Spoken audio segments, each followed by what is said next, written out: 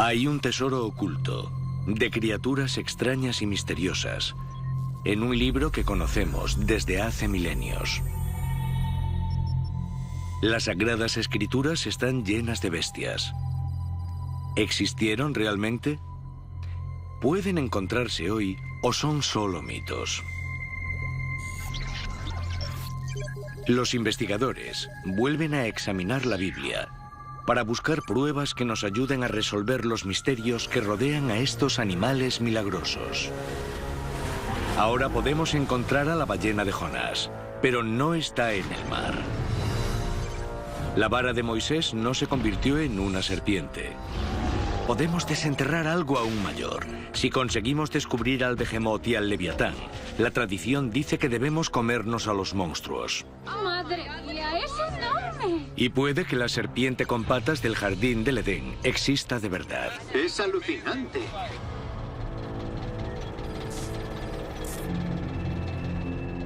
Para revelar los secretos, habrá que descifrar escrituras antiguas y averiguar el sentido oculto de los símbolos, los mitos y las leyendas. Si lo conseguimos, nos veremos cara a cara con las bestias más misteriosas de la Biblia.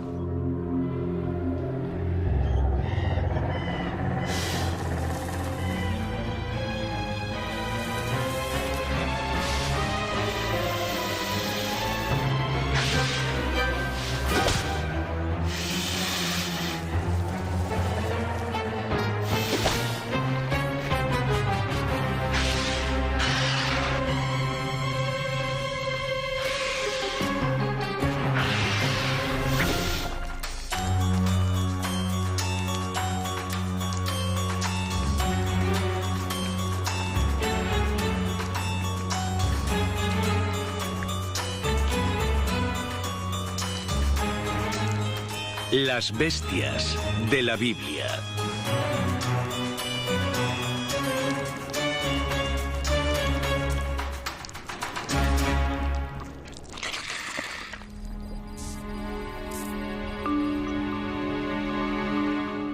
La bestia más famosa de la Biblia es la serpiente, el habitante más siniestro del jardín del Edén.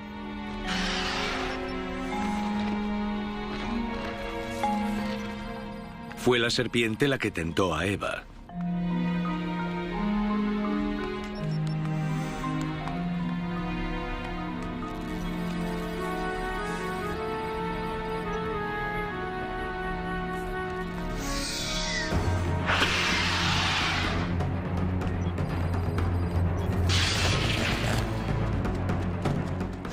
En el Génesis, la serpiente tiene rasgos perturbadores. La creencia popular dice que tenía patas. La serpiente encontró a Eva en el jardín y la animó a probar la fruta del árbol del conocimiento, la única fruta que Dios había prohibido a Adán y a Eva. La serpiente le dijo a Eva que al comer la fruta sería como Dios y distinguiría entre el bien y el mal. Tentada, Eva le dio un bocado y la compartió con Adán.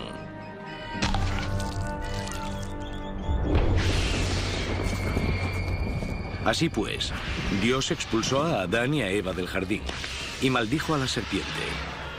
Te arrastrarás sobre tu vientre y comerás polvo todos los días de tu vida. Nuestros antepasados dicen que la maldición convirtió a la serpiente en lo que es, al perder las patas.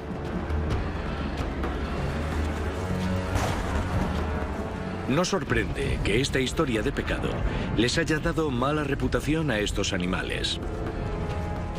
Para nuestros antepasados, tenían cualidades mágicas y siniestras. Su personalidad y movimientos tienen un aire antinatural, y una serpiente con patas, bueno, daría bastante miedo. Es imposible que tal criatura exista. ¿O no? Sorprendentemente, los antiguos manuscritos cristianos nos ofrecen varios candidatos.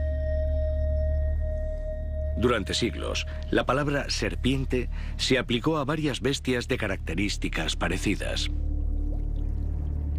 Hay catálogos detallados de estas criaturas que podrían llevarnos a la serpiente con patas de Eva. Esto es un bestiario de hace 800 años, un libro sobre bestias. Los bestiarios forman parte de una tradición extraordinariamente longeva que se remonta a la Edad Media, pero cuyas raíces datan ya del mundo clásico. En este, que pertenece al siglo XII, se notan los poros de la piel del animal al que le han quitado el pelaje, y en el otro lado se ven las venas de la carne. Es un libro sobre bestias hecho con piel de bestias. Los bestiarios antiguos se centraban en criaturas exóticas, extravagantes y monstruosas. Y los posibles sospechosos de ser la serpiente de Eva, las serpientes con patas y las salamandras eran las protagonistas. En este bestiario hay una imagen magnífica de una salamandra muy distinta de las criaturas que conocemos hoy. Hay un hombre muerto en el suelo. A la derecha hay salamandras parecidas a serpientes que salen de entre las llamas, y al otro lado, la cola de una salamandra que entra en un pozo para infectarlo.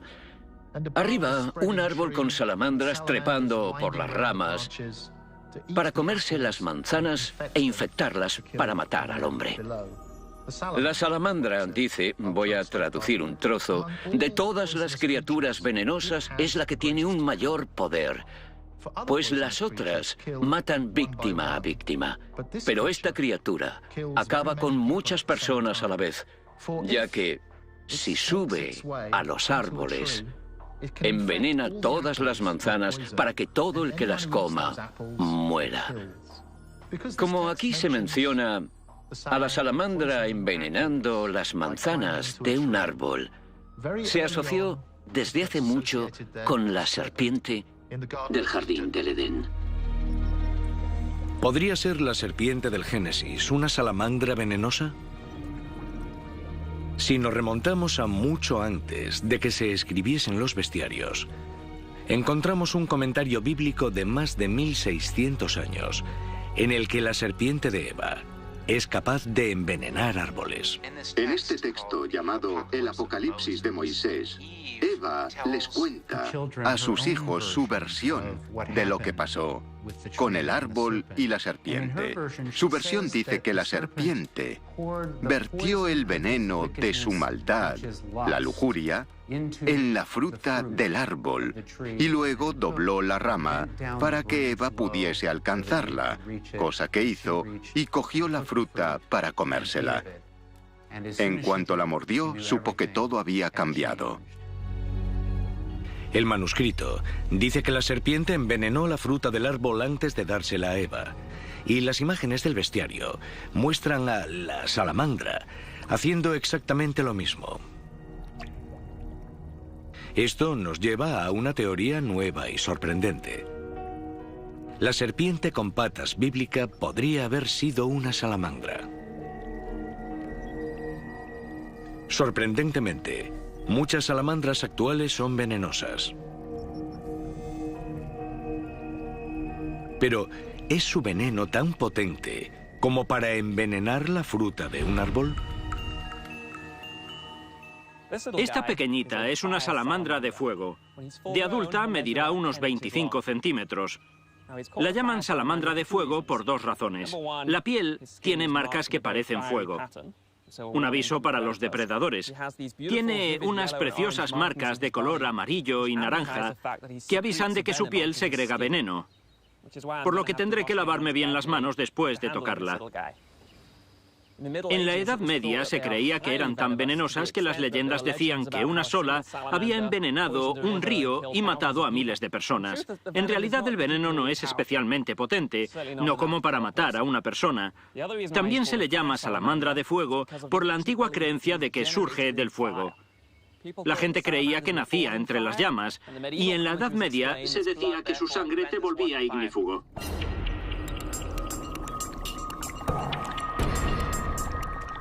Hay una larga tradición de asociar a la salamandra con las llamas y el fuego del infierno.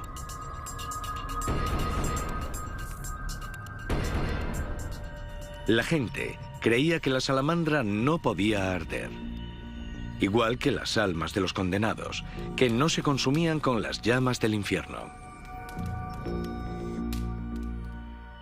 Estos rasgos diabólicos convierten a la bestia en una candidata evidente a ser la serpiente satánica.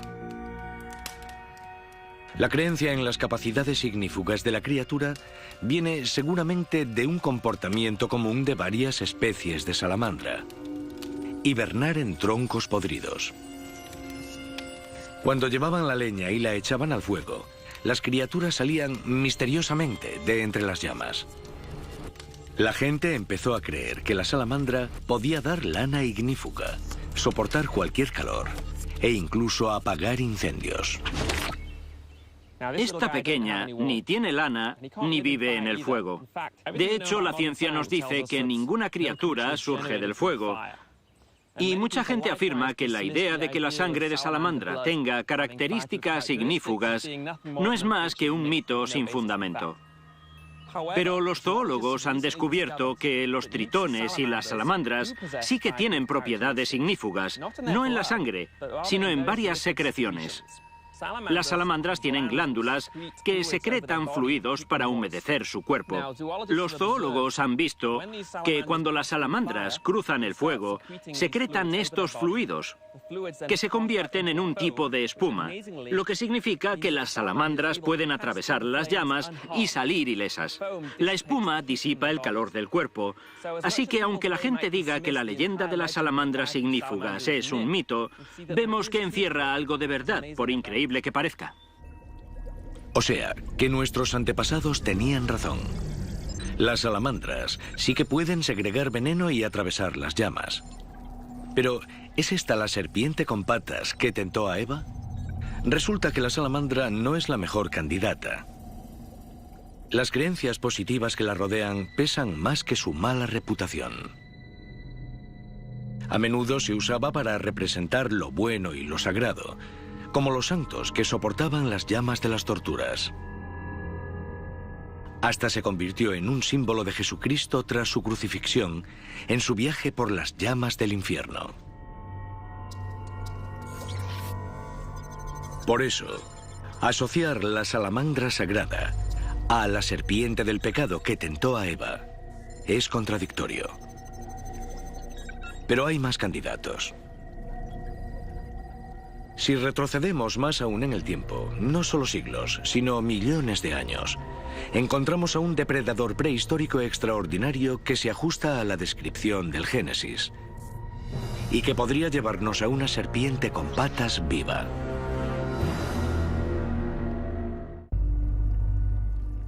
Hoy en día, biólogos y paleontólogos consideran la historia de la serpiente con patas del Jardín del Edén como eso, una historia. Pero sorprendentemente, tienen algo que decir sobre serpientes con patas. A la izquierda tenemos un varano de sabana y en la mano tengo una boa. Dos animales que parecen muy distintos, pero sabemos al examinar su anatomía, fósiles y secuencias de ADN que comparten un antepasado común de hace 100 millones de años. El cuerpo de la serpiente evolucionó desde uno muy parecido al de este lagarto de 4 patas, tronco corto y cola larga, hasta el de esta boa con tronco largo, ningún miembro delantero, sin cintura escapular y una cola muy corta. Sorprende mucho que algunas serpientes actuales conserven vestigios de miembros traseros. En esta pitón real vemos que existen tales vestigios. Son estas pequeñas espuelas en la base de la cola. Dentro hay unos fémures diminutos que son lo que queda de los miembros posteriores de las serpientes primitivas. Cuesta creer que estos espolones sean la prueba de que las serpientes tuvieron patas.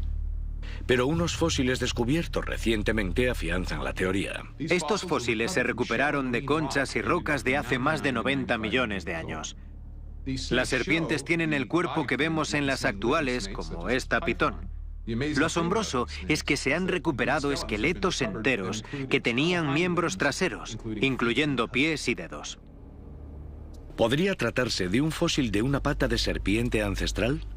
Hay más indicios que conectan esta pata de 95 millones de años con las serpientes modernas. Muchas serpientes cuentan con una forma especializada de alimentarse gracias a su mandíbula flexible. La flexibilidad de la mandíbula se debe a que los huesos del cráneo y de la articulación mandibular están suspendidos más atrás que los del resto de lagartos, lo que permite que tengan una mandíbula inferior muy larga que puede abrirse mucho. Además, los huesos de la mandíbula inferior no se unen en la parte frontal como en los mamíferos y otros animales, sino que los dos huesos quedan separados y cuando la serpiente abre la boca, puede hacerlo creando un gran espacio que le permite devorar presas grandes. Los biólogos consideran la mandíbula flexible una característica exclusiva de las serpientes. Los cráneos de 99 millones de años, descubiertos entre los fósiles recientes, muestran adaptaciones de mandíbulas flexibles. Es decir, que estos cráneos son de serpientes, no de lagartos, ni tampoco de dinosaurios. Como están unidos a esqueletos con patas, podrían ser un eslabón directo entre las serpientes actuales y las antiguas serpientes con patas. Podría ser una serpiente fosilizada con patas el retatarabuelo de todas las serpientes modernas. Es una idea interesante, sobre todo al comparar el Génesis con su evolución. En el jardín del Edén, cuando Dios la maldice, esta pierde las patas.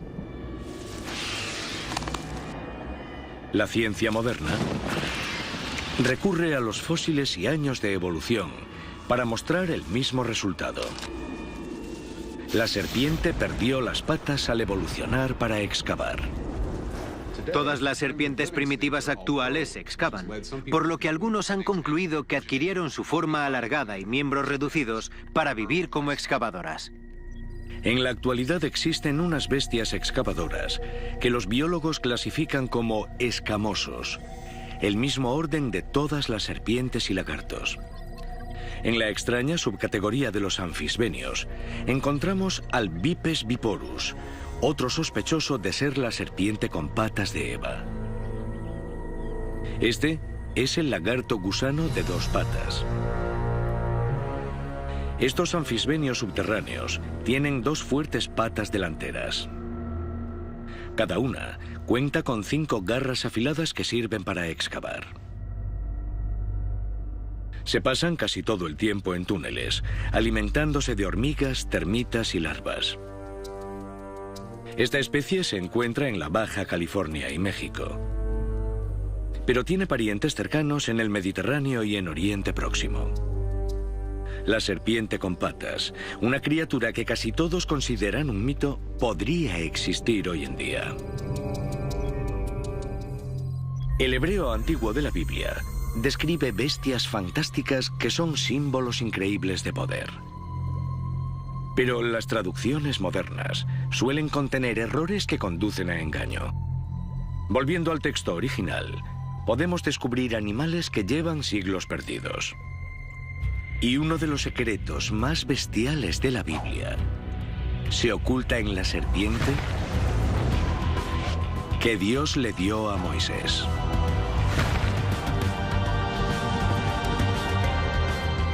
Está escrito que la voz de Dios le llegó a Moisés desde una zarza ardiendo. Le dijo que liberase a los hebreos de la esclavitud del faraón, que los sacase de Egipto y los llevase a la tierra prometida. Le aseguró a Moisés que le ayudaría a obrar maravillas para convencer a los egipcios de su poder. Le ordenó que tirase su vara. Los textos antiguos nos dicen que la vara se transformó en una nahash. Nahash en hebreo significa serpiente. «Cógela de la cola», dijo Dios. Y así lo hizo Moisés. La serpiente volvió a convertirse en vara. Y así, Moisés volvió a Egipto para reclutar a su hermano Aarón. Era el momento de coger la vara y desafiar al faraón. En los antiguos Israel y Egipto, una vara era más que un simple bastón. Era un símbolo de poder. Representaba el liderazgo y la autoridad. En hebreo se dice maté, que significa vara, pero también puede significar tribu. Así que maté no es solo la vara del líder, sino que también es la tribu sobre la que el líder manda. El Éxodo nos cuenta que la tribu de Moisés estaba en apuros. El faraón había esclavizado a su pueblo, por lo que Moisés y Aarón fueron al corazón de Egipto para desafiarlo y gritarle las famosas palabras: «Libera a mi pueblo». Pero esta vez, según la Biblia, Dios le otorgó un tremendo poder a la vara de Aarón. La Biblia deja claro que fue Aarón, el hermano de Moisés, quien arrojó la vara ante el faraón. Convencido de que el dios hebreo no tenía poder, el faraón exige ver un milagro. Y Aarón arroja la vara. Cuando Dios habló y Moisés arrojó su vara, se transformó en una nahash, una serpiente. Y casi todas las traducciones del Éxodo dicen que lo mismo le pasó a Aarón. Pero se equivocan. No es eso lo que se materializó ante el faraón.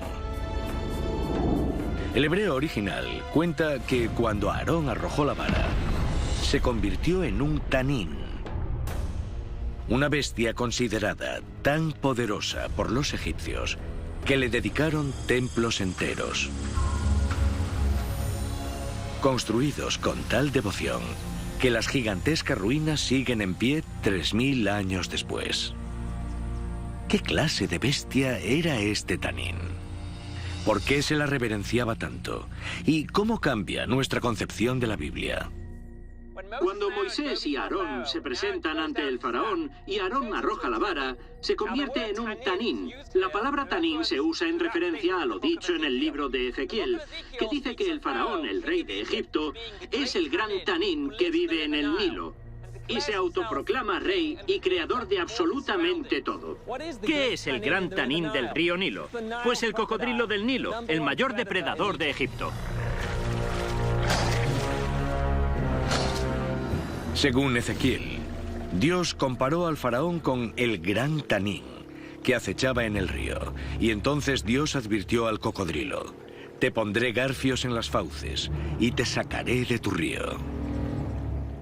El faraón, el rey de Egipto, se representa simbólicamente como el gran cocodrilo del Nilo. Y así, durante siglos, se ha traducido mal tanín. Seguramente desde que se tradujo la Biblia del hebreo al griego. Pero Ezequiel deja claro que un tanín no es una serpiente. Así, en el Éxodo, cuando Aarón reta al faraón y arroja su vara, Dios le otorga control sobre un monstruoso cocodrilo del Nilo. El faraón ordena a sus sacerdotes que arrojen sus varas.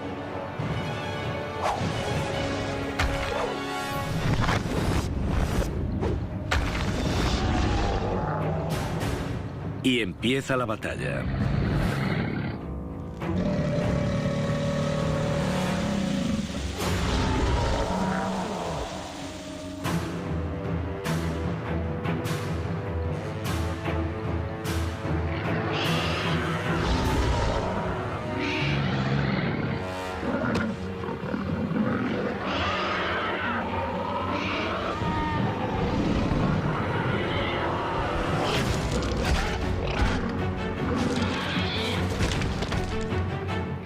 ¿Qué significa que la vara de Aarón se transformase en un cocodrilo al retar al gobernante de Egipto?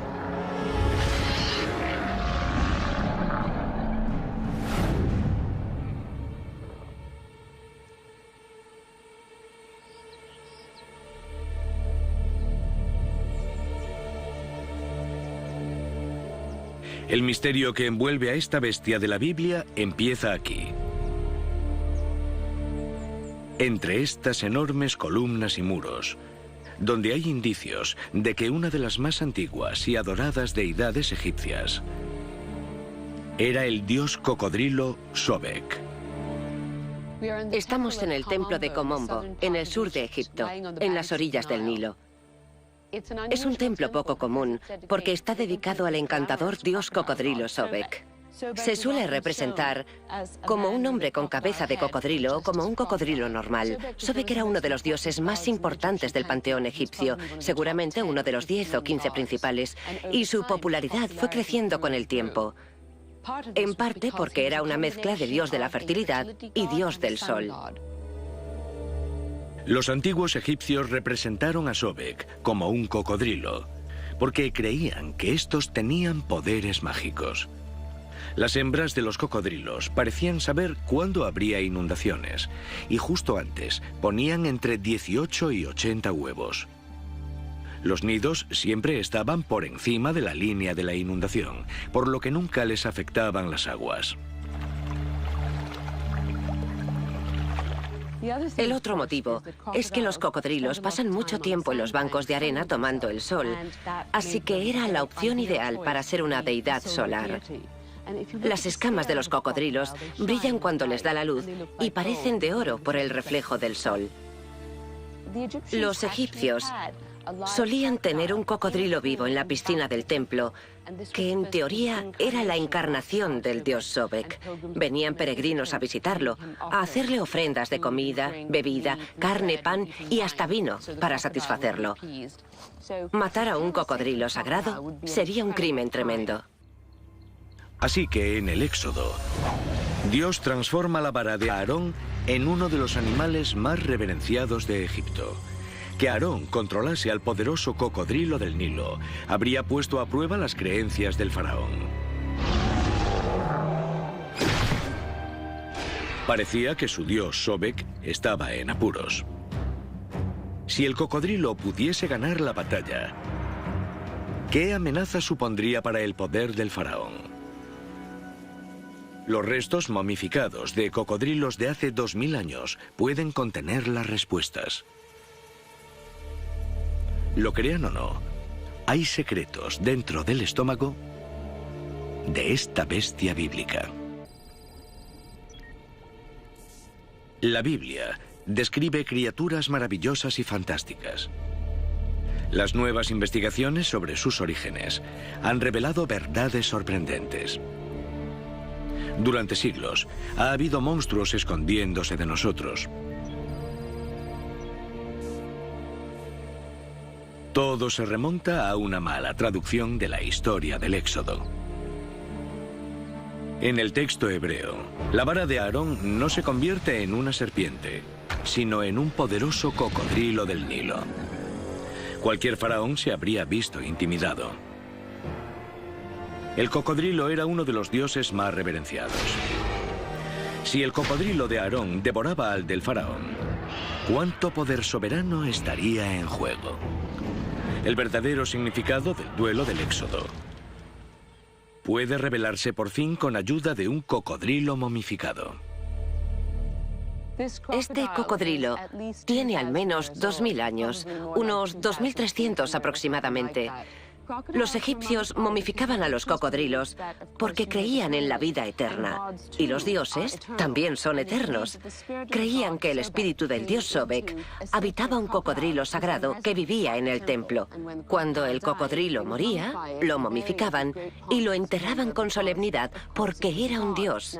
En ocasiones, para mantener la forma de los cocodrilos, rellenaban las cavidades con papiros que a veces llevaban inscripciones. Algunas de estas momias son interesantes no solo por ser cocodrilos, sino porque nos ha dado cientos y miles de documentos del antiguo Egipto.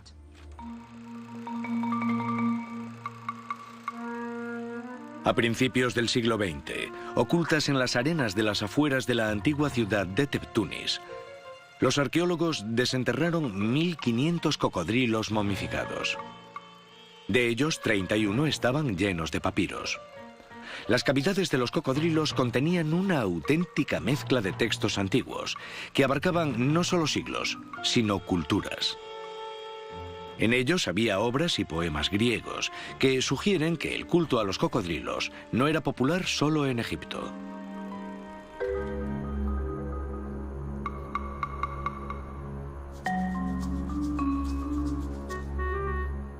Un siglo después, los arqueólogos siguen excavando la ciudad. ¿Qué pueden contarnos los fragmentos antiguos del significado del cocodrilo de Aarón en el Éxodo? ¿Pueden los nuevos descubrimientos arrojar luz sobre esta bestia bíblica?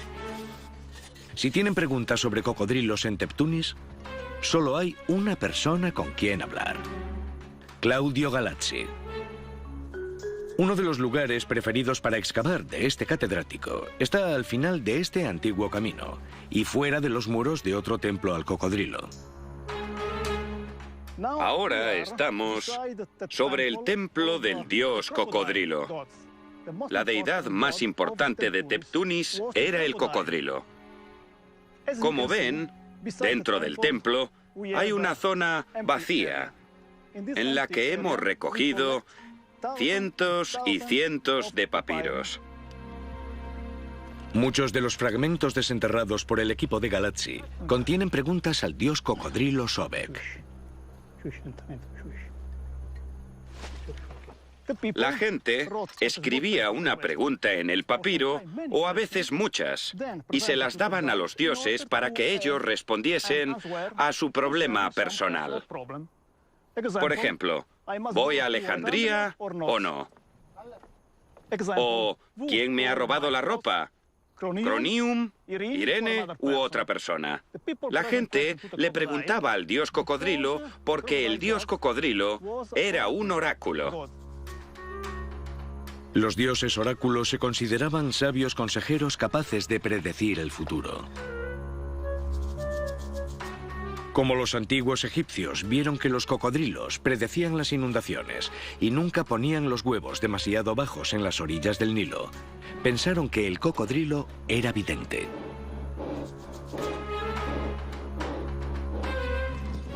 Tras recibir las notas en el templo al cocodrilo, los sacerdotes, aparentemente canalizando a Sobek, otorgaban respuestas escritas. Después enterraban las preguntas originales fuera de los muros.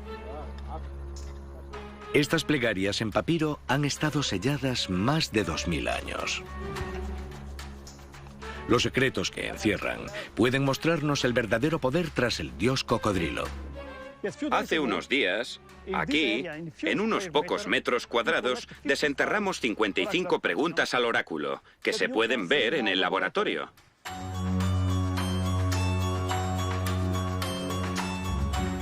Algunas contienen peticiones sencillas.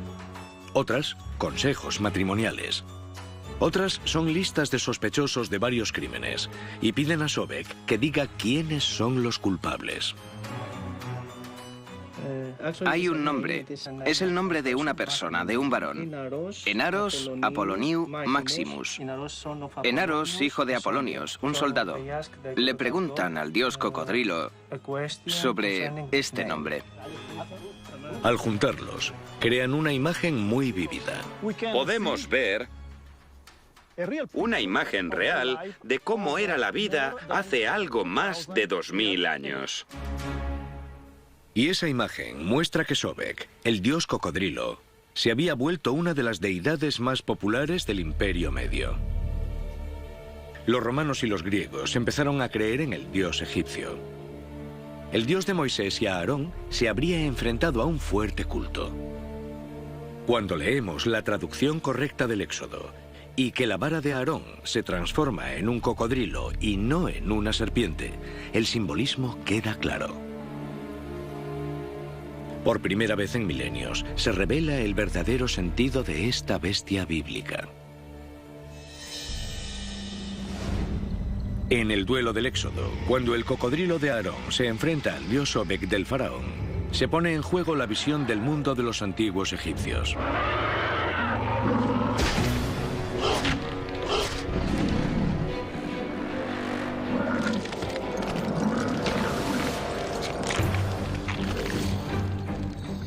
Según la Biblia, el cocodrilo de Aarón se deslizó por el patio manchado de sangre y devoró a todos los reptiles del faraón.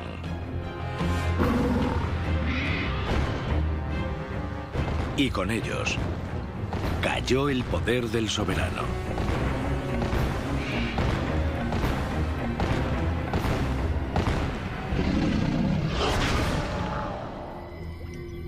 En el Éxodo, cuando el faraón se negó a liberar a los esclavos israelitas, nos dicen que Dios desató el infierno sobre Egipto. 6 de las 10 plagas bíblicas tenían bestias. Que fuesen pequeñas no significa que no fuesen mortíferas. Sus increíbles cantidades hicieron que estos pequeños monstruos fuesen insoportables. Y aunque algunos son muy conocidos, otros son todo un misterio. Después de convertir las aguas del Nilo en sangre, la Biblia dice que Dios le ordenó a Aarón extender su vara sobre el río. Hordas de ranas saltaron e invadieron Egipto.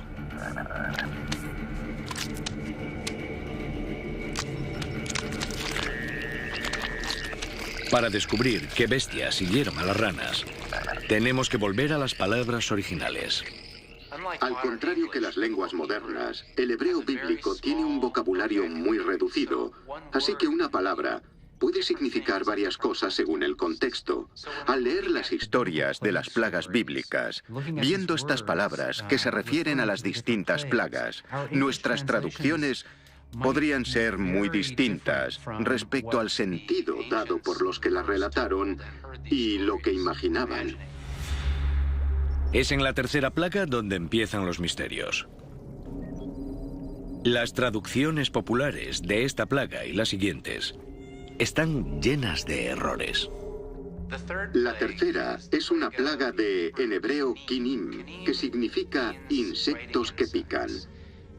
Muchas traducciones tradicionales lo han traducido como una plaga de piojos que pican, pero tendría el mismo sentido, o incluso más, traducirlo como mosquitos o jejenes, que son mucho más agresivos. Los violentos enjambres de mosquitos y jejenes chupasangres, portadores de enfermedades, suenan devastadores y constituyen una tercera plaga mucho más monstruosa. La cuarta plaga era de moscas. ¿O se trataba de algo mucho peor? La cuarta plaga es la de Arod, que en hebreo se refiere a un enjambre, pero no está claro de qué. La idea de que era una plaga de moscas seguramente surja de la Septuaginta, la traducción griega de las escrituras hebreas. En la Septuaginta, Arod se tradujo por una palabra griega que se refiere a una mosca, y de ahí lo de que la cuarta plaga fuera de moscas. Pero los griegos se equivocaron. La palabra hebrea arob podría aplicarse a una mezcla de enjambres de insectos que pican. En el Éxodo, Dios seguramente envió moscas y enjambres de insectos que picaban, como avispones y avispas. Eso sí que era una buena plaga. Según la Biblia, Dios retiró la plaga cuando el faraón prometió liberar a los hebreos. Pero el faraón volvió a romper su promesa, y Dios desató una enfermedad letal desconocida. ¿Pero qué enfermedad era exactamente? La Biblia dice que los caballos, los burros, los camellos, todo el ganado murió en un día. Tal vez debamos fijarnos en las bestias más pequeñas, pero a la vez las más mortíferas, conocidas como bacterias. El terriblemente letal Bacillus anthracis, la bacteria del anthrax. Una vez dentro del torrente sanguíneo, los bacilos del anthrax liberan toxinas que inhiben los agentes coagulantes, provocando la destrucción de los tejidos y la muerte. Hacen que la persona o animal se desangre literalmente por cada orificio. Esta bacteria microscópica solo mide 1 por 9 micrómetros, pero es una de las bestias más letales jamás desatadas.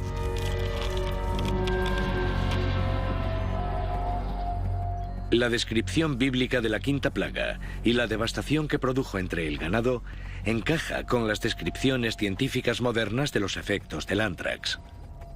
Pero según el capítulo 9 del Éxodo, esta no fue la única bestia diminuta que Dios liberó.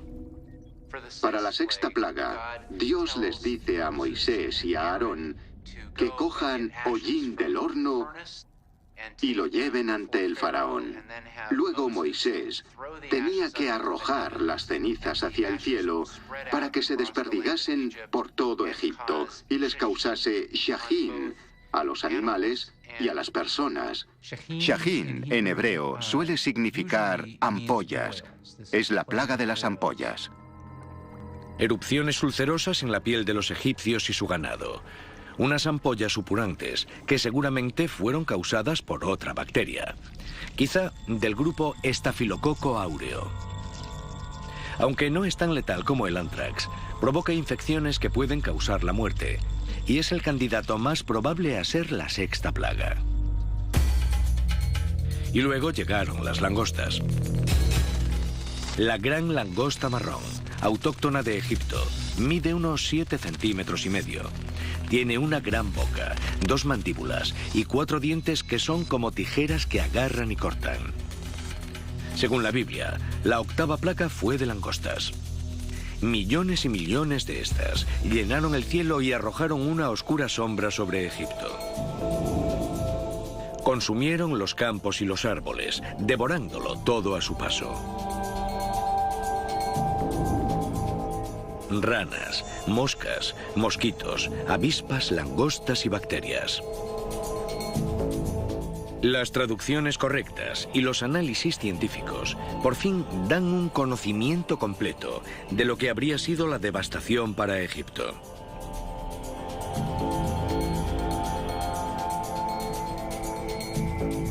Tras el bombardeo de bestias, el faraón liberó por fin a los israelitas. La Biblia dice que su viaje a la tierra prometida duró 40 años. Cuando por fin llegaron a la tierra de Canaán, los israelitas se encontraron con los filisteos, unos enemigos que adoraban a un dios que decían era mitad humano, mitad pez. ¿Podría existir realmente una criatura así?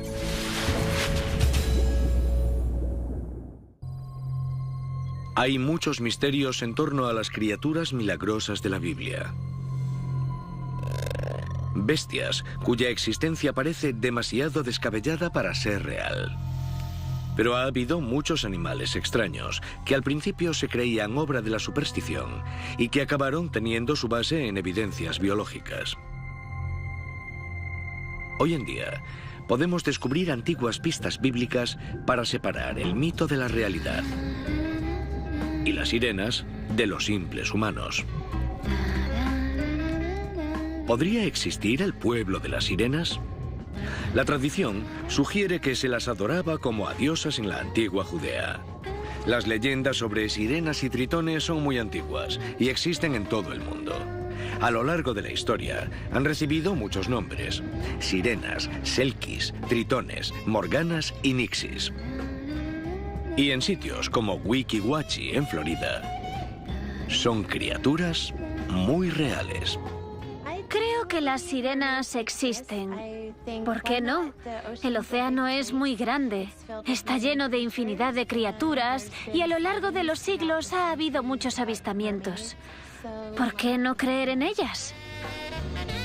Sorprendentemente, las historias sobre sirenas se remontan a tiempos bíblicos.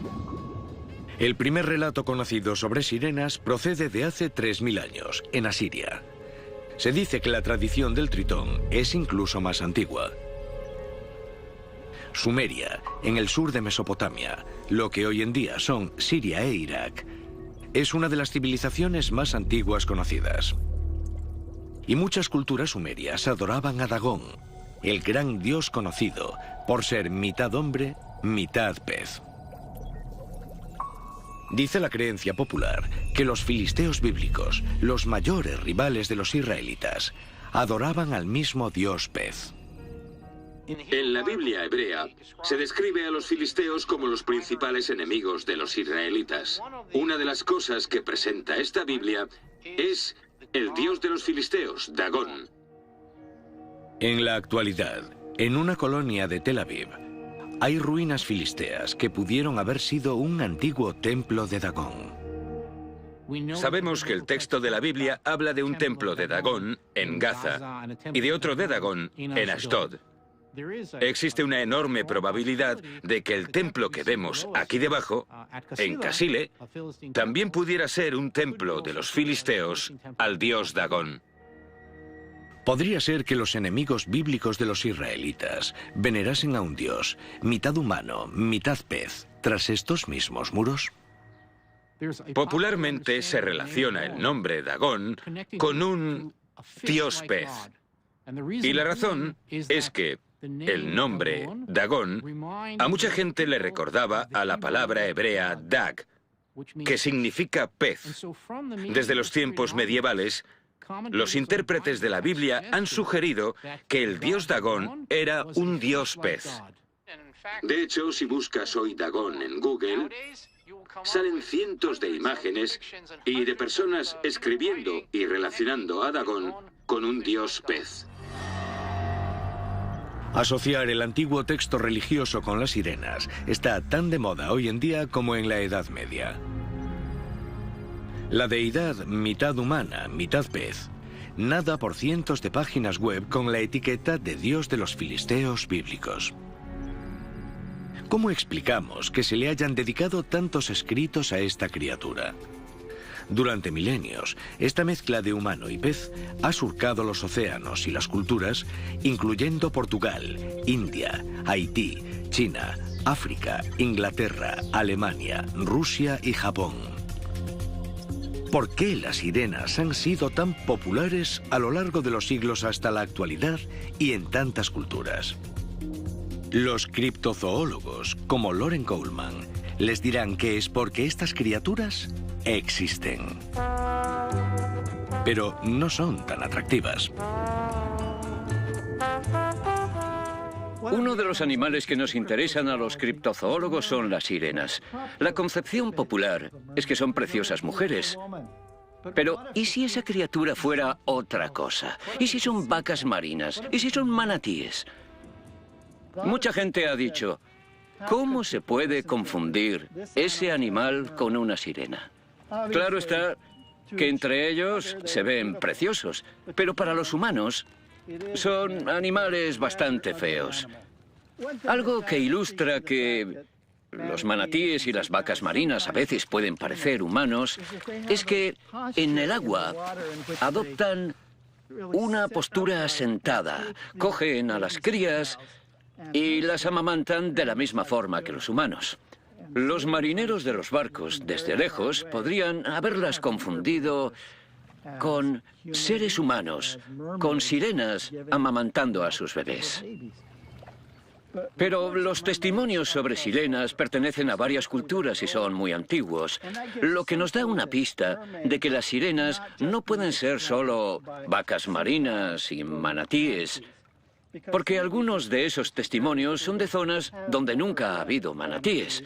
Entonces, ¿qué pasa?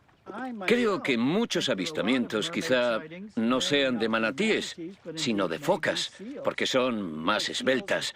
Tienen la cabeza más parecida a la de las sirenas. Las focas y los leones marinos encajan con la descripción de las sirenas. Sus ojos grandes y frontales y sus rostros parecidos a los humanos son más atractivos que las vacas marinas. Además, las focas y los leones marinos se llaman entre sí en la costa y sus gritos pueden sonar increíblemente humanos. Hay varias especies de focas que habitan en casi todos los océanos, mares e incluso lagos del mundo. Teniendo en cuenta las teorías sobre las sirenas, la presencia mundial de las focas las convierte en candidatas ideales para propagar el mito. El pueblo de las sirenas seguramente sean focas.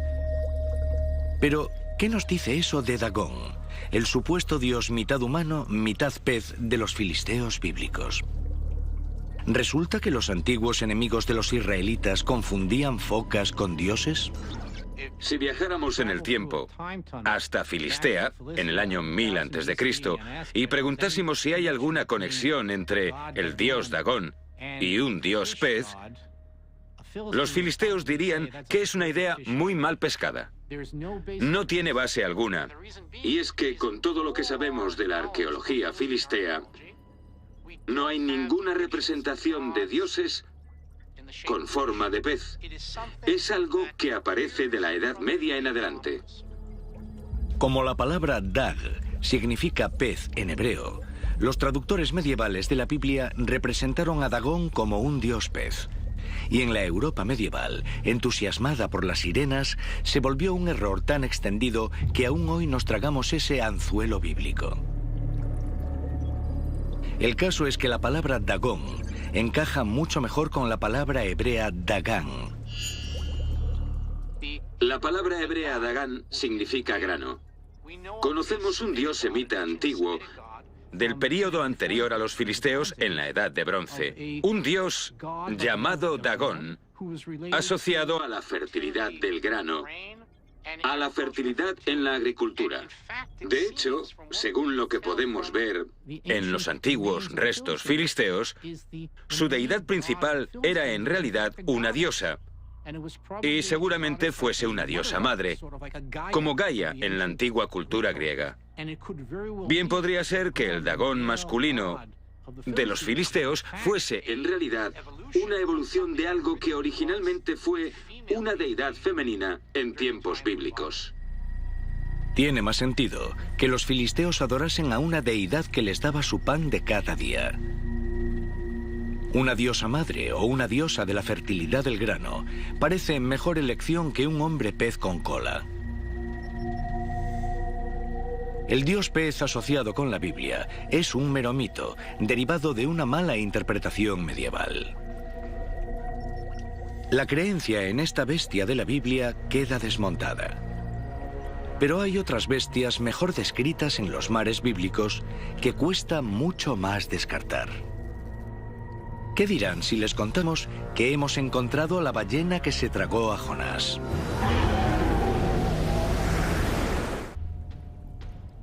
En la Biblia hay criaturas extrañas que escapan a la clasificación científica. ¿Existieron? ¿Se las puede encontrar hoy o son solo mitos? Una de las bestias de la Biblia más famosas se tragó entero al profeta Jonás. Pero, ¿cómo puede un pez tan grande nadar sin ser visto? Y si existe, ¿por qué no lo encontramos? Según la Biblia hebrea, Jonás fue devorado por pecar contra Dios. No acató su orden de predicar en una ciudad condenada. En su lugar, huyó y navegó por el Mediterráneo. Dios conjuró una tormenta terrible. Jonás les dijo a los marineros que era culpa suya. Para satisfacer a Dios y calmar la tormenta, tendrían que echarlo por la borda. Los textos más antiguos nos dicen que Dios invocó a un gran pez, que posteriormente se tradujo como ballena. Pero, ¿era este gran pez una ballena? ¿O era otra cosa?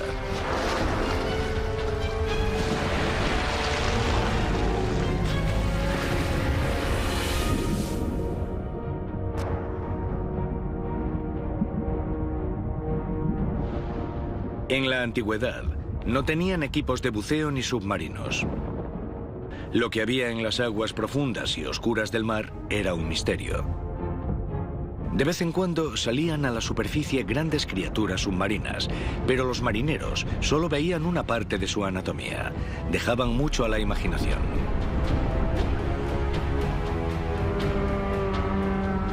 Por eso, las descripciones e ilustraciones de las criaturas marinas de entonces no coinciden con lo que sabemos de los animales hoy en día.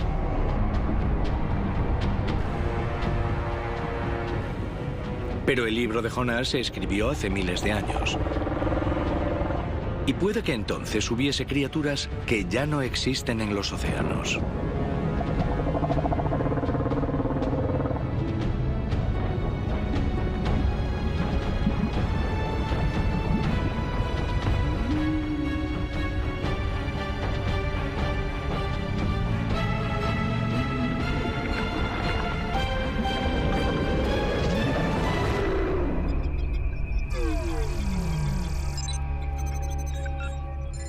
La Biblia dice que Jonás sobrevivió en la barriga del gran pez durante 3 días y 3 noches.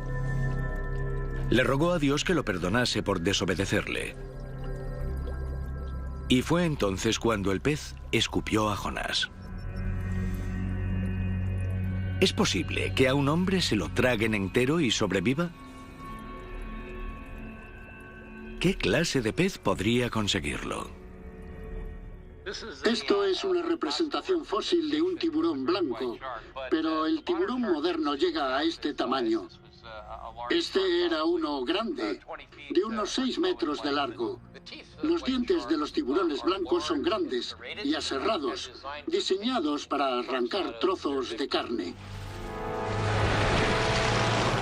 Como resultado, casi todos los ataques a humanos acaban con heridas graves, lo que elimina la posibilidad de que un gran tiburón blanco se trague a un ser humano sin provocarle daños. Sin embargo, hay fósiles de tiburones que eran lo bastante grandes como para devorar a un ser humano sin causarle tales daños. Esos antepasados del tiburón blanco y del tiburón mako eran mucho más grandes que hoy en día. El tiburón megalodonte o megalodón era muy grande. Medía unos 12 metros de largo. Hace unos 100 millones de años era el abuelo de todos los tiburones, el líder en lo alto de la cadena trófica. Sabemos que comía manatíes y ballenas, las antepasadas de las modernas.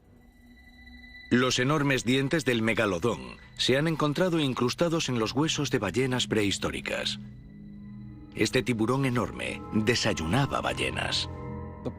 El problema de decir que este animal se tragó a una persona es que nunca convivió con los seres humanos. Estos no existían cuando el megalodón surcaba los océanos. Pero hay otros tiburones mayores que el tiburón blanco moderno. Son el tiburón peregrino, el tiburón boquiancho y el tiburón ballena. Todos miden entre 6 y 12 metros. Los buceadores suelen ver al tiburón peregrino y al ballena. Pero el tiburón boquiancho es una especie rara que no se descubrió hasta 1976. ¿Qué tienen en común estos tiburones aparte de su tamaño? Lo primero y más importante es que todos se alimentan de plancton. El plancton se compone de organismos diminutos parecidos a gambas que viven en el agua. Para alimentarse de plancton, las 3 especies de tiburón, el ballena, el peregrino y el boquiancho, tienen bocas grandes, pero gargantas pequeñas con branquiespinas, estructuras que forman una fina red que filtra los diminutos organismos acuáticos. Si alguien tuviese la mala suerte de ser engullido por uno de estos animales, se toparía con este tamiz y no podría ir más allá. Las estructuras filtradoras de los comedores de plancton también descartan a los mayores animales del mar. Las ballenas, como la azul, que puede medir más de 30 metros, tienen mecanismos similares a tamices que le impedirían tragar a un ser humano. Pero, ¿y los cetáceos dentados? Pese a su reputación fiera y enormes dientes, nunca se ha documentado que una ballena asesina ataque a un ser humano. El cachalote, que puede llegar a medir 15 metros o más y tiene enormes dientes, como los de la orca, tampoco ha atacado a ningún ser humano, que se sepa. Así que podemos coger a estos 3 grupos de mamíferos marinos y tacharlos de la lista. Incluso si tenemos la mala suerte de que nos trague una ballena o un tiburón, sus ácidos estomacales son tan cáusticos que nadie sobreviviría, aunque llegase al estómago de una de estas criaturas. Parece que ninguno de los grandes peces de hoy en día ni del pasado podría realizar el milagro de Jonás.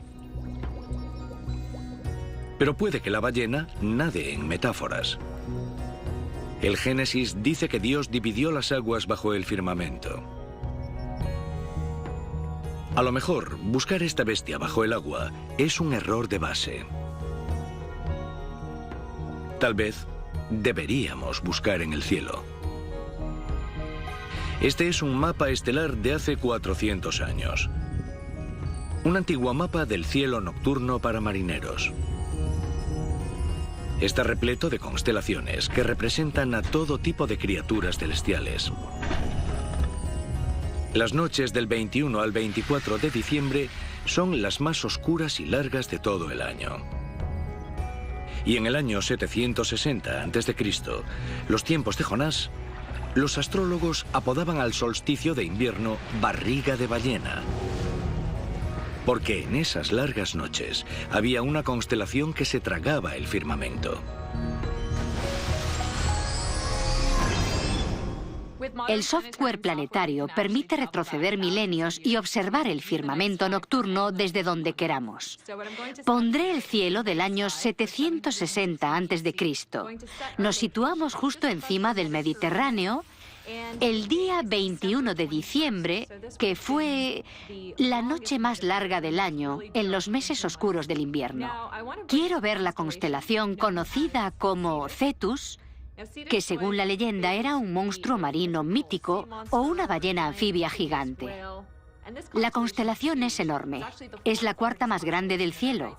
Comprende unas 15 estrellas, 5 de las cuales forman la enorme cabeza de la criatura y llegan a la cola de esta ballena gigante. Como es tan grande, solo se ve entera entre los meses de octubre y enero. El 21 de diciembre, sobre las 8:30 de la noche, vemos que Cetus está justo encima del horizonte sur. La vemos ahí, extendiéndose por esa parte del cielo. Durante las 3 noches más largas del año, a navegar bajo esta constelación se le llamaba estar en la barriga de la ballena.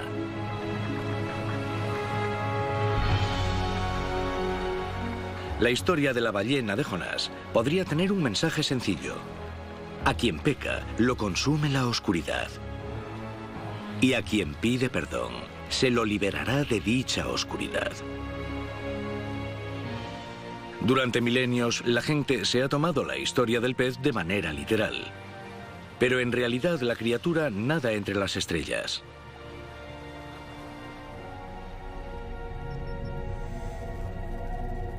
Sin embargo, hay otra historia bíblica que relaciona bestias, barrigas y arrepentimiento.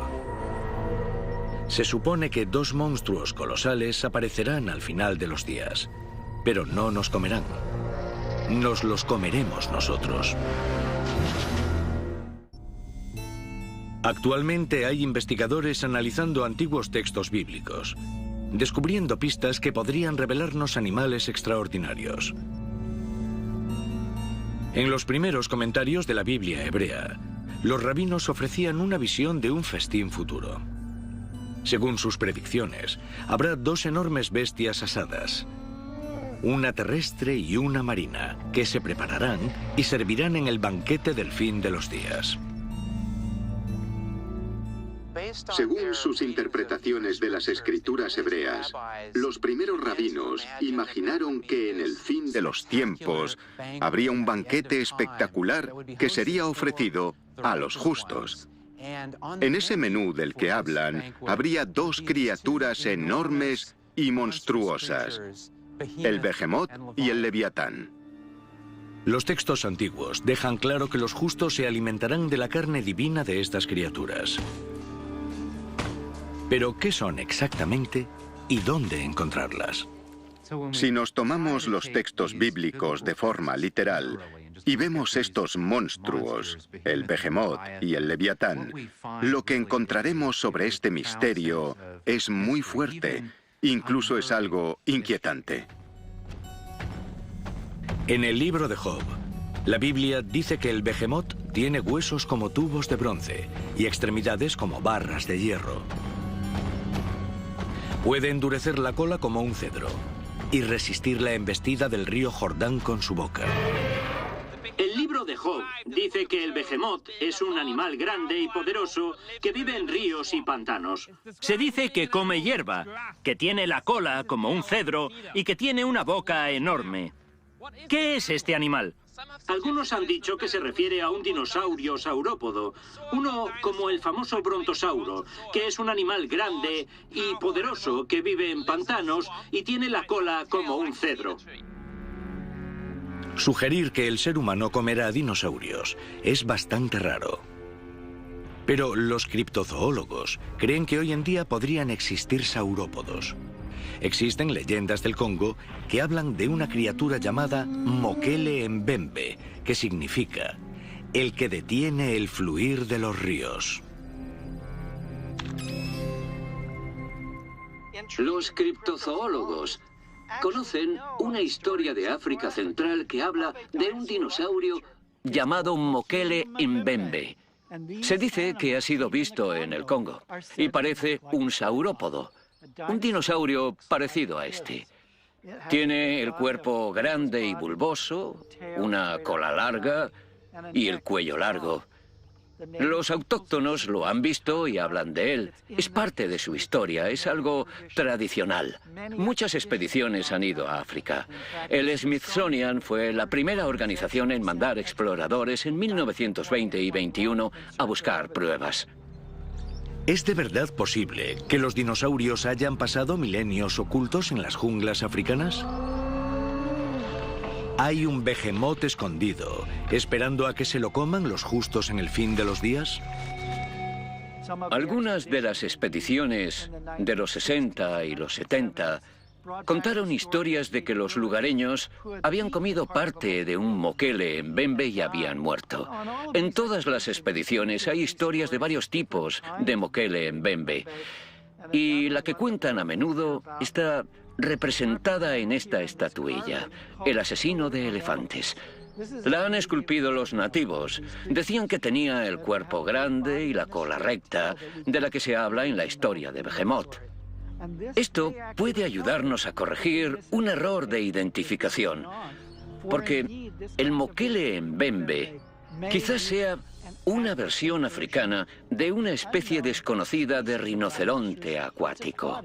No un dinosaurio, sino un rinoceronte. Es intrigante que pueda haber una especie desconocida de rinoceronte. Y que haya un dinosaurio sin descubrir es aún más seductor. Pero quizás sea más razonable centrarnos en otra criatura, viva, muy conocida en varios ríos, y que encaja mejor con las descripciones del Behemoth. Parece ser que el animal descrito es un hipopótamo. Es un animal grande y fuerte. Come hierba y vive en pantanos. Puede medir 1,5 metros de alto y 3 de largo. Pesa 4 toneladas. Las mandíbulas se abren hasta 1,20 m y los dientes miden medio metro. Son herbívoros, pero muy agresivos. Cada año matan a más gente en África que cualquier otro animal. Si van a su zona del río, les pisotearán, les morderán, pero no lo contarán. ¿De verdad tendría hipopótamo emplatado el banquete predicho para el fin de los días? Parece un menú de mar y montaña muy raro. Antes de decidirnos en lo de la montaña, vamos a investigar el mar. El Leviatán.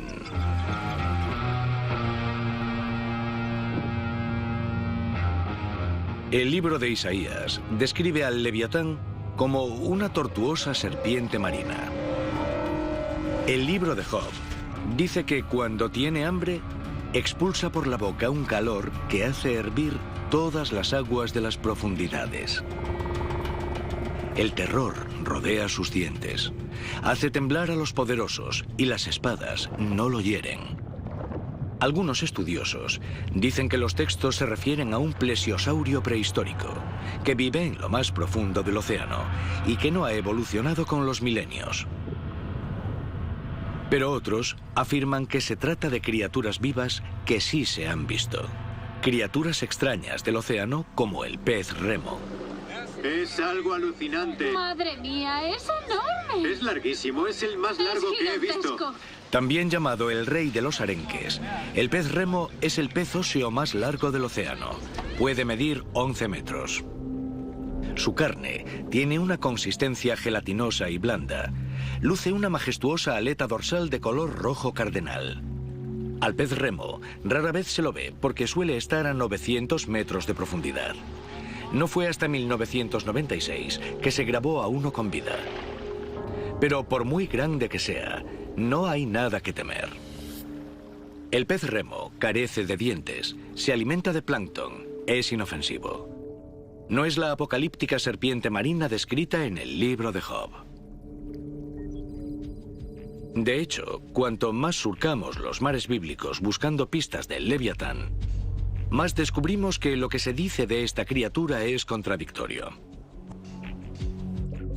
Y si buceamos en la tradición cristiana, vemos que ni siquiera hablamos de un pez. En la tradición judía, los rabinos imaginaron que el Leviatán era una criatura de Dios, que cumpliría un propósito en la creación al final de los tiempos, ser el plato principal del último banquete.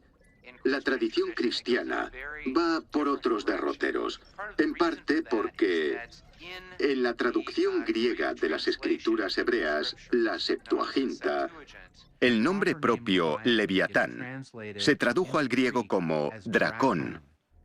Dracón en griego es lo que parece, dragón. El Leviatán se convirtió en un dragón genérico. Parece que los autores cristianos cambiaron la serpiente marina por un dragón. En el Nuevo Testamento, el Leviatán ha perdido las aletas, el nombre, y se ha vuelto diabólico.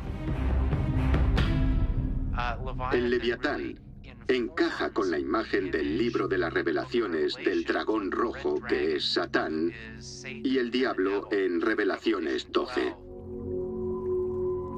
En Revelaciones, las visiones apocalípticas incluyen a Dios salvando al niño Jesús de que lo devore el dragón rojo.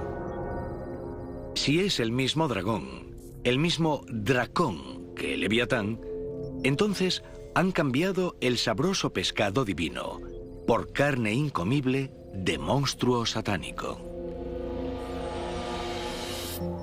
Está claro que hay discrepancias respecto al origen de estos monstruos bíblicos, Leviatán y Behemoth. La Biblia creo que glorifica ese sentido de ambigüedad, misterio y desconocimiento tanto con el Leviatán como con el Behemoth. El misterio, la raíz de la palabra misterio es desconocimiento, no saber. Y estas criaturas son, en cierto modo, personificaciones monstruosas de lo desconocido. Todas las experiencias religiosas tienen un sentido del horror, porque tienen que ver con encontrarse con la otredad. Y estas figuras del Leviatán y el Behemoth representan eso en la Biblia. En algunos mapas antiguos, en los confines del mundo conocido, la Terra Cognita, estaba la Terra Incógnita, el territorio desconocido. En algunos mapas se podía leer: aquí hay dragones o aquí hay monstruos. En el mundo bíblico también ocurre eso. Hay monstruos ahí fuera que representan el concepto de terra incógnita, lo desconocido, lo misterioso, lo que hay más allá de los límites de lo conocido y de lo establecido. La búsqueda del Leviatán y el Behemoth quedará en territorio inexplorado. Nuestros intentos por descubrir tales criaturas parecen inútiles, puesto que pretenden pasar desapercibidas. Sin embargo, hay algunas descritas en la Biblia que dan acceso a lo desconocido y a lo divino.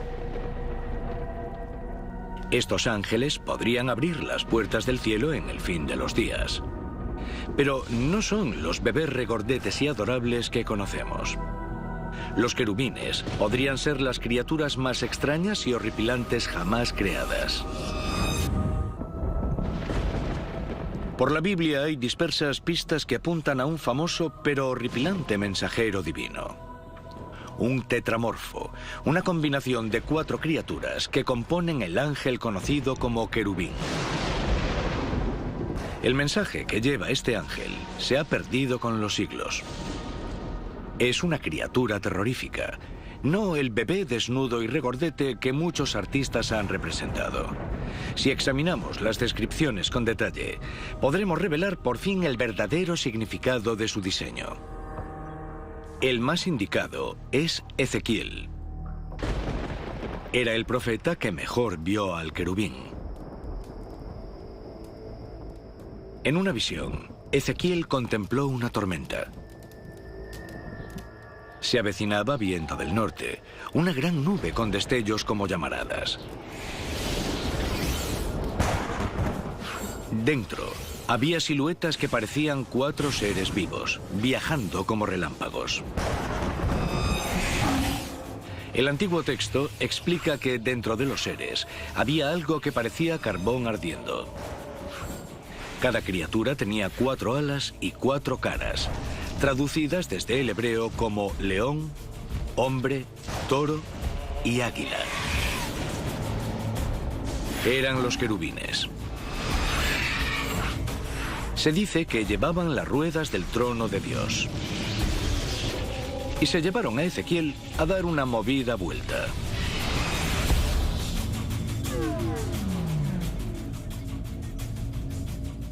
El querubín es una de las criaturas más sagradas y terroríficas de la Biblia. Es el segundo de los 10 ángeles principales de la Biblia y está presente en muchos de sus libros, capítulos y versículos. Hay más referencias a querubines en la Biblia hebrea, además de en el libro de Ezequiel. Por ejemplo, en Salmos 18, Dios cabalga en uno. En otros, los querubines rodean el trono de Dios o lo sujetan. Y también están los 2 sobre el arca de la alianza, que actúan casi como guardianes. Los más famosos son seguramente los que Dios pone en la entrada del jardín del Edén, para evitar que Adán y Eva puedan volver tras ser expulsados. Guardián de arcas y puertas. Se consideraba al querubín un mero gorila de discoteca que evitaba que la gente entrase en lugares prohibidos. Para nuestros antepasados, representaría el poder definitivo. Los animales más fuertes del antiguo Oriente Próximo son el león y el toro, que representaban el poder en su máxima expresión. Además estaba el águila, la más poderosa de las aves del cielo. Si combinamos los 3, el toro, el león y el águila, obtenemos el poder absoluto, lo más fuerte imaginable. Hoy en día sería como combinar un submarino nuclear, un tanque Abrams y un F-16, todo en uno. El querubín es el poder encarnado. Una combinación de hombre y 3 poderosos animales. El león se considera el rey de las bestias y su melena es una corona. Este poderoso felino pesa hasta 225 kilos y está en lo más alto de la cadena. Muchas personas han caído presa de este animal. El buey es nada menos que el rey de las bestias domésticas. Soporta grandes cargas y se sacrifica por voluntad propia. Y el águila. En fin, en realidad, el águila del querubín no es un águila. El hebreo original habla de un ave distinta. Una mala traducción lleva siglos quitándole un gran poder simbólico a la cabeza del querubín. En la Biblia, el rey de las aves es el Nesher. Nesher se traduce como águila, pero si nos fijamos en sus descripciones en las Escrituras, vemos que no puede ser un águila. Dicen que es calvo, y las águilas no lo son. Ni siquiera el águila calva americana lo es. Tiene plumas blancas en la cabeza y originalmente se llamaba Bald-headed Eagle. En inglés antiguo, baldy significaba blanco. Era el águila de cabeza blanca que se acortó a Bald Eagle, águila calva. Pero no lo es. Además, se dice que el Nesher se alimenta de carroña y las águilas suelen cazar. ¿Qué ave es calva y se alimenta de carroña? Pues esta que tengo detrás, el buitre leonado, la mayor y más magnífica ave de presa de Oriente Próximo.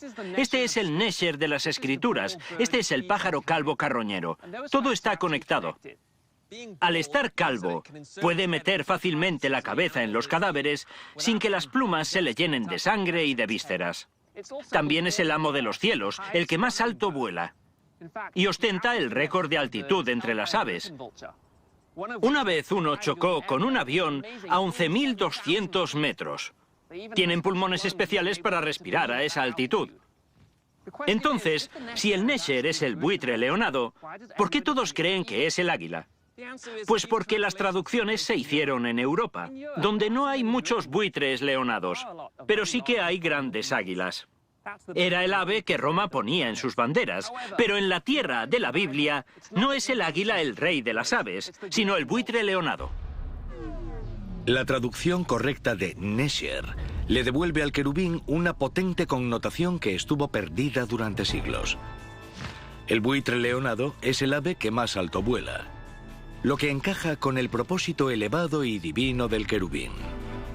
Pero el buitre simboliza la muerte. En el reino terrestre, el mundo natural se alimenta de cadáveres. Se puede decir que las dos naturalezas extremas del Nesher reflejan el potencial del ser humano para la virtud y el pecado. Los dos extremos del buitre también encajan en la doble función divina del querubín. Los querubines siempre tienen una función de intermediarios. Son mediadores entre lo divino y lo humano, entre ambos reinos. Una de las raíces de la palabra hebrea, querubim, se remonta al significado acadio de portero. ¿Qué hace un portero? Evita que la gente atraviese una puerta, pero también permite el acceso a la puerta. Creo que los querubines cumplen esa doble función. Por un lado, pueden ser guardianes que eviten la entrada, pero por otro lado, pueden facilitar el acceso, la entrada.